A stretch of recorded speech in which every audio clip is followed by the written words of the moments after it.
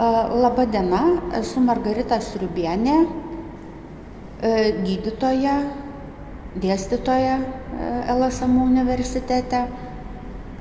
Lankau stuburo mokyklą 3 metus, nes prieš tai 10 metų sportavau profesionaliame sporto klube ir užsportavau bėdas.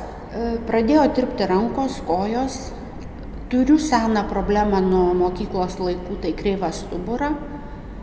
Ir pati būdama gydytoja suvokiau, kad vartojimas vaistinių preparatų šiuo atveju nebepadės, nes reikia stiprinti raumenis ir reikalinga profesionali priežiūra.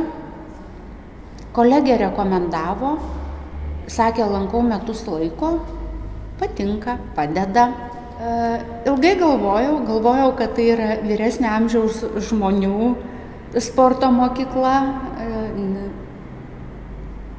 Atėjau, pabandžiau ir patiko.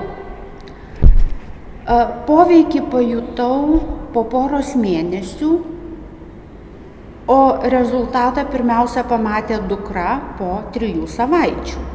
Sakė, mama, tu visai kitaip atrodai, tavo net stovėsena pasikeitė. Po poros mėnesių pradėjo mažiau tirpti rankos, vėliau ir kojos.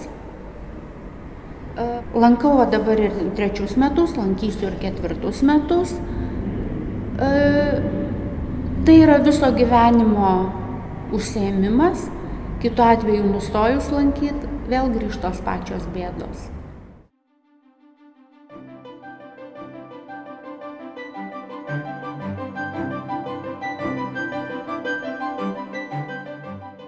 Gerai, galima pradėti? Jo, supratau, ir čia viską reikia trumpai ir aiškiai. Jo, aš pati nesu jauniklė, bet man tai atrodė, ta prasme, čia nefilmuoja, ne šito, čia tarpusavį šnekant, žinokit, galvojau, kad tai pensininkų yra užsiėmimas. Jo, pamačiau, kad vaikai sportuoja. Kam rekomenduočiau? Visiems, kam skauda nugarą ir kas dirba prie kompiuterio.